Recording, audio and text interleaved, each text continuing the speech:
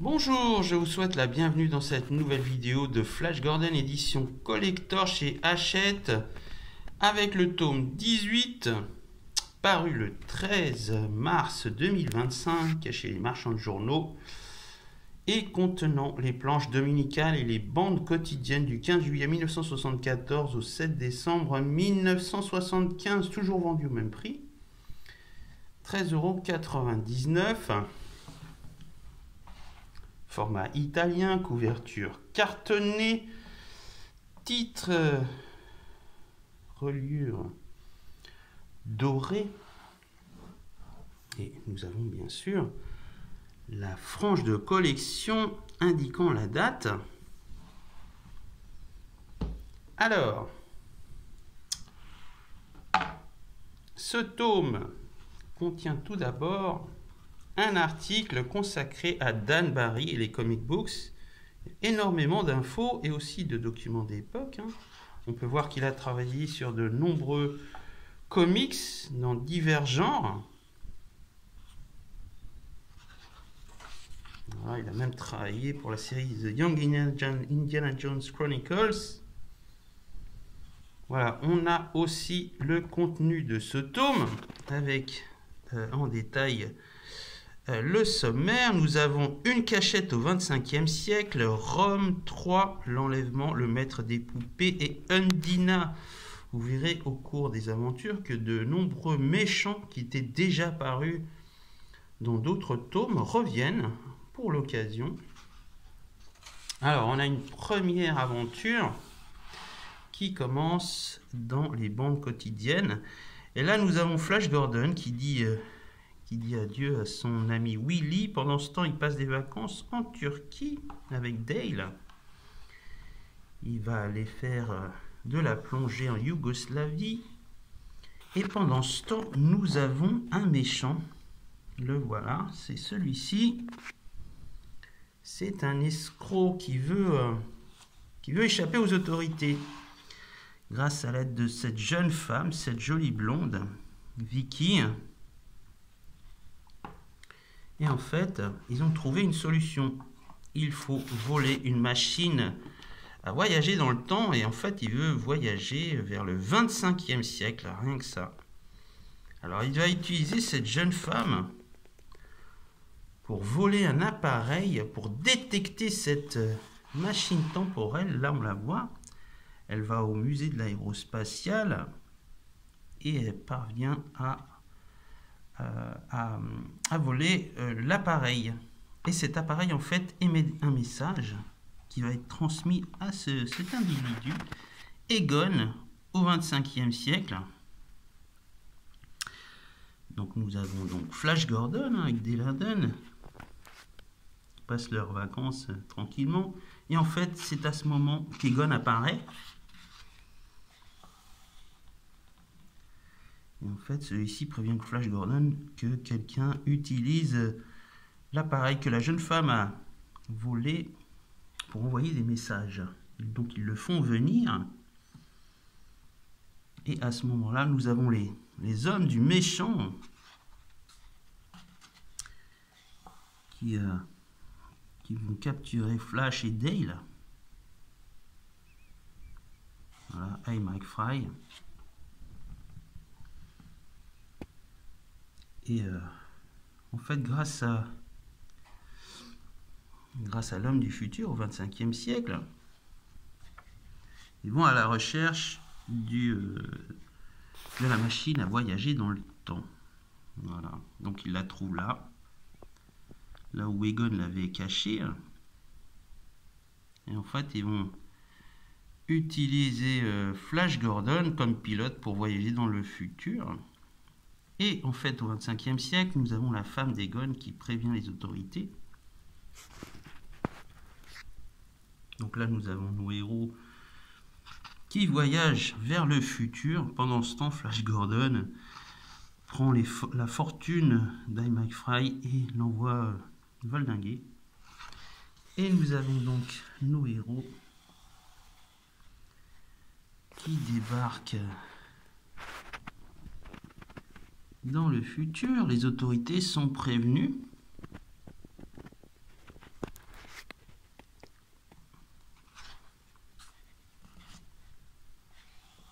fait, il place Flash Gordon, Vicky et I McFly en arrêt. Hein.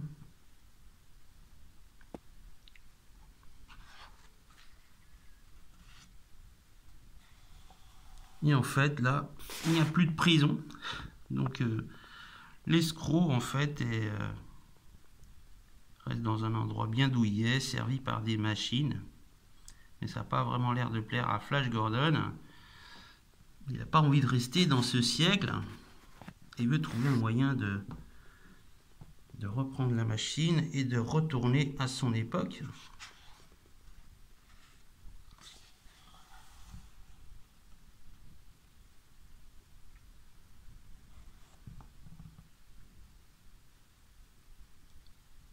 Donc, grâce à Egon, qui a une machine, qui a un pistolet en fait à le rendre plus intelligent, il va lui demander de l'aide.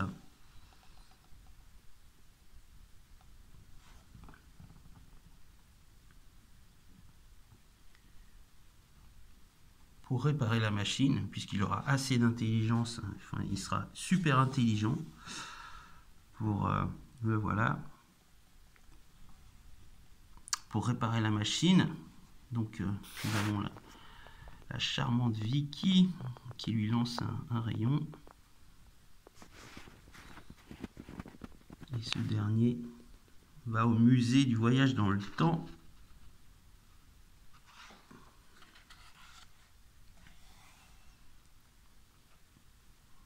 Se remémore en fait qu'à l'époque il y avait un super ordinateur qui était sous terre et qui faisait fonctionner la ville. C'est une histoire ancienne, hein. C'était l'histoire s'appelait Megalopolis 3 je crois.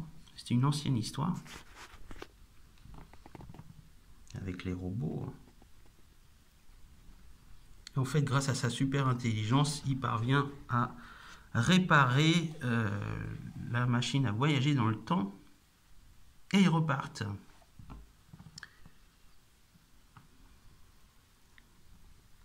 Et en fait, Vicky l'accompagne parce qu'elle n'a pas envie de rester dans le futur. Mais les hommes du futur, en fait, ont peur que Flash change le cours du temps. Alors, ils envoient un rayon pour faire dysfonctionner la machine. En fait, au lieu de revenir dans le temps présent, il se retrouve piégé dans le passé et là, au temps des Romains.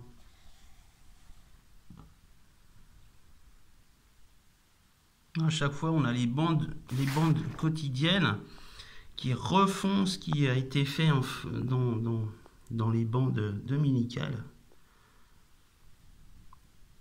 Donc ça avance assez lentement au niveau des intrigues. Donc là, on a les Romains qui retrouvent Flash et qui le capturent pour l'amener devant leur empereur Caligula. Et en fait, Flash se fait passer pour un envoyé des dieux, donc les Romains ont peur de lui.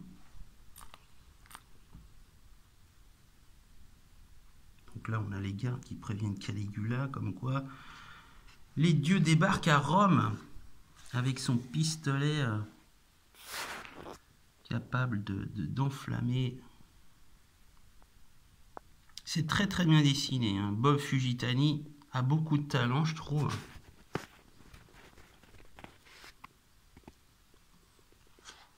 Et là, en fait,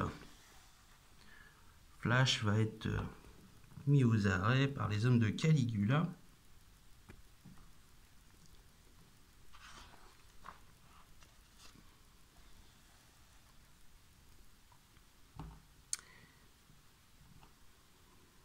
Et afin de prouver que c'est un dieu, eh ben, il va envoyer Flash dans les arènes pour combattre.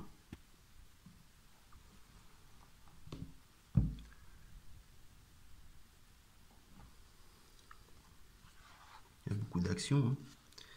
Et là, il va combattre un gladiateur, le champion des gladiateurs, Claius Ali. Je me demande s'il n'y a pas une référence à Mohamed Ali. Franchement, là, c'est plus qu'une référence. J'ai l'impression que c'est un clin d'œil même.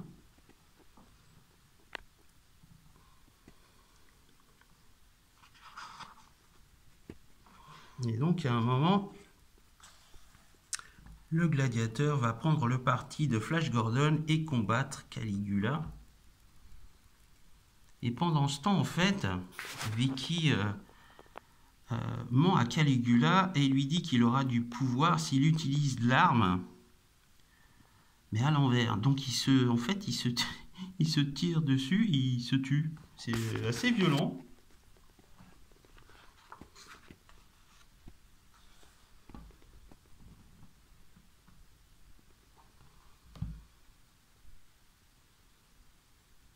Et donc, en fait, ils veulent tuer, la foule et les hommes de Caligula veulent tuer Vicky, mais elle est sauvée par un certain Claude, l'héritier du trône. Et donc, il demande aux hommes de laisser Flash et Vicky partir, ce qu'ils font, bien sûr.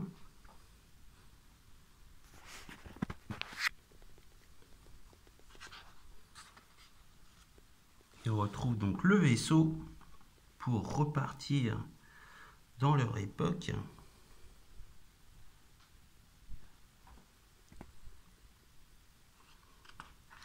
Et là, alors qu'ils croient être rentrés, ben non, ça recommence. Le cauchemar recommence et nous avons nos héros qui se retrouvent pendant la guerre de Troie, rien que ça.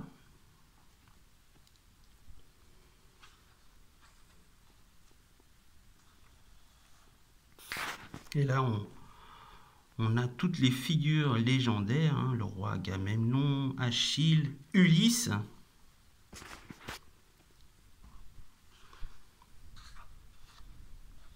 Donc il est présenté devant le roi Agamemnon. Achille pense que c'est un traître. Enfin, il y a toutes sortes d'intrigues. Et Flash, bien sûr, veut prouver que c'est un homme du futur et qu'il vient avec une machine à remonter dans le temps. Donc ils reviennent rechercher la machine grâce à Ulysse, qui lui est le seul à le croire.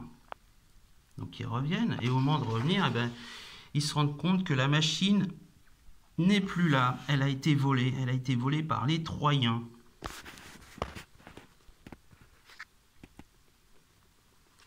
Et en fait, les Troyens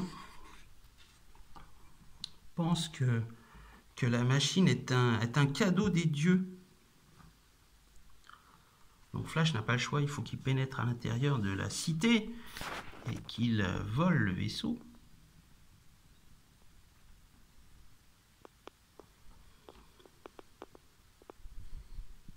Alors il va modifier le cours du temps et il va insuffler l'idée de créer un géant cheval de bois où les hommes pourront être cachés et donc envahir la cité.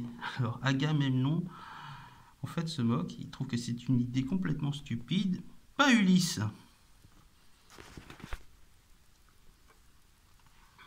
Donc Agamemnon va en fait envoyer Achille se battre contre Ulysse. Non, pardon. Va envoyer Achille se battre contre Flash Gordon afin qu'Ulysse continue à lui obéir. Et il lui promet bien sûr Vicky comme récompense. Donc les deux hommes vont s'affronter. Ils s'affrontent tout d'abord humainement.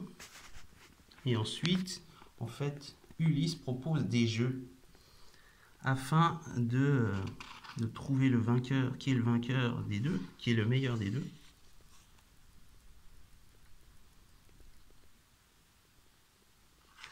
Pas mal d'actions quand même. Et au final, Achille va devenir ami avec Flash Gordon.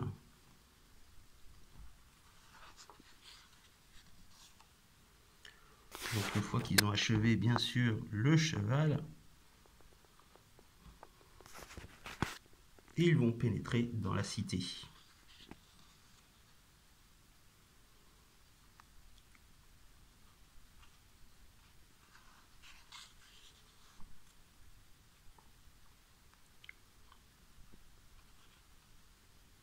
Bon, après, c'est un peu mieux fait, en fait, l'alternance entre les planches quotidiennes et les planches dominicales. Bien sûr, ils vont réussir à capturer, à prendre possession de la ville de Troie, mais pendant ce temps, malheureusement, les soldats grecs détruisent la machine. Donc, il n'y a plus de moyen de retourner dans le futur. C'est une catastrophe pour Flash Gordon. Et alors qu'il pensait que tout était perdu, en fait, dans le futur, le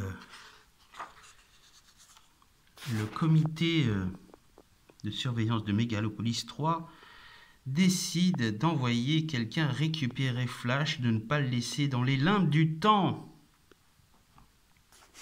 Et en fait, les voilà, ils viennent le récupérer. Tout se finit bien. Il retourne dans le... Enfin, il va dans le futur. Il demande à Vicky de l'accompagner, mais celle-ci décide de rester dans le passé. Voilà, donc il y a modification de l'histoire.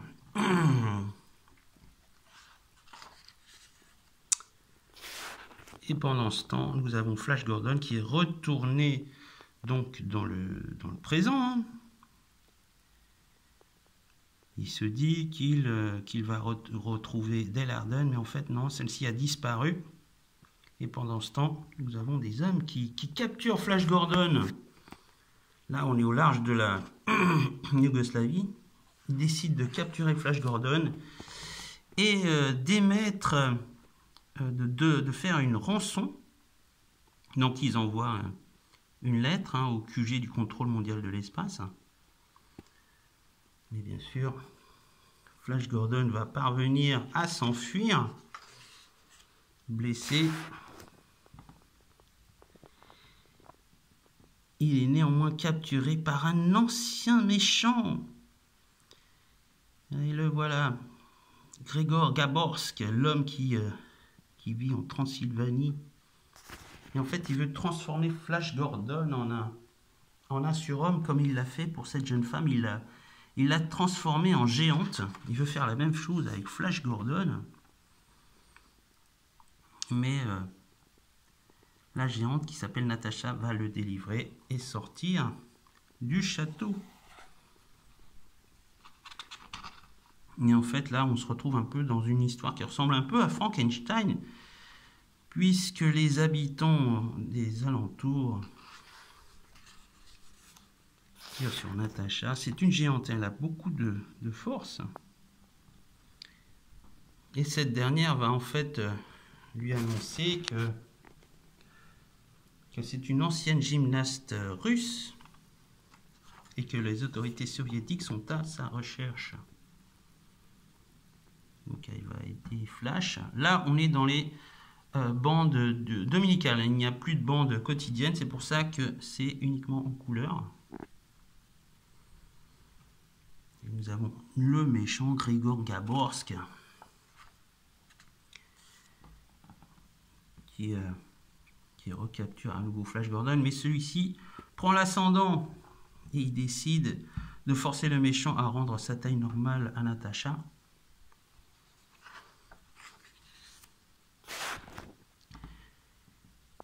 Et elle reprend sa taille normale et les autorités russes interviennent pour sauver la gymnaste et Flash Gordon. Mais cette dernière a envie de vivre libre, elle ne veut plus retourner en Union soviétique. Et elle revient dans le monde libre et elle décide de travailler pour le contrôle mondial de l'espace avec Flash. Et une nouvelle histoire. On a une nouvelle histoire avec le maître des marionnettes. Le voilà. Et celui-ci utilise des marionnettes pour reprendre le pouvoir. Il avait déjà affronté Flash Gordon et ce méchant s'appelle Dalmeister. La première chose qu'il fait, c'est de prendre possession d'un aéronef où se trouvent des voyageurs. grâce à ces poupées. Hein. Il capture aussi Dale Arden. Et en fait, il demande à ce que Flash et le professeur Zarkov soient les otages en échange des passagers. Donc ils se font capturer par les poupées. Là on voit que Dale est hypnotisé par le méchant. Et il va transformer en fait Flash et le professeur Zarkov en êtres minuscules.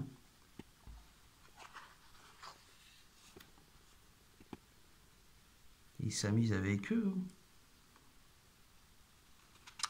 Mais heureusement, Dale reprend ses esprits et assomme le méchant et délivre Flash et le professeur Zarkov. Ces derniers, quant à eux, capturent Dale Master et lui font la même chose. En fait, il redevient minuscule comme eux.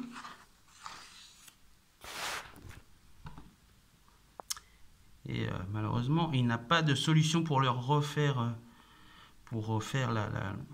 l'expérience inverse et leur faire reprendre la taille normale. Donc ils sont obligés de retourner sur Terre et demander au méchant Grigor Gaborsk d'utiliser sa machine pour leur faire reprendre leur taille normale, ce qui réussit bien sûr à la fin. Voilà, ensuite nous avons une autre histoire qui se déroule sur Mango, dans le royaume de corail de la reine Undina. En fait, elle vit sous l'eau, hein, et elle demande l'aide de Flash pour affronter l'un de ses sujets qui a repris le pouvoir.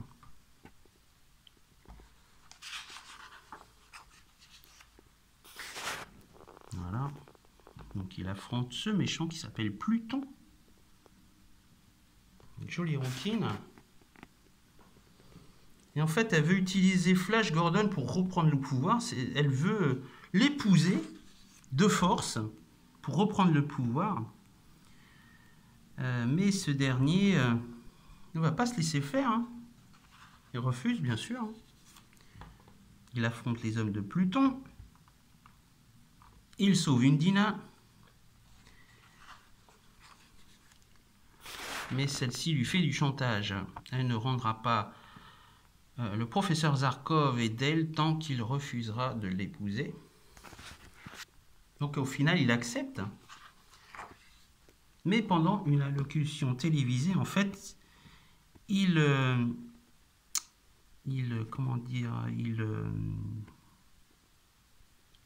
laisse le pouvoir, en fait, et il demande à ce que le peuple reprenne le pouvoir. Voilà. Et au final, ça se passe bien puisque Flash retrouve Dale et le professeur Zarkov qui inverse le processus, donc il n'est plus obligé de vivre sous l'eau mais à l'air, libre. Voilà. Voilà pour ce qui est de cet album. Encore une fois, avec d'excellentes histoires. Du tome 18. Voilà. Quant à moi, je vous dis à bientôt pour une prochaine vidéo. Au revoir.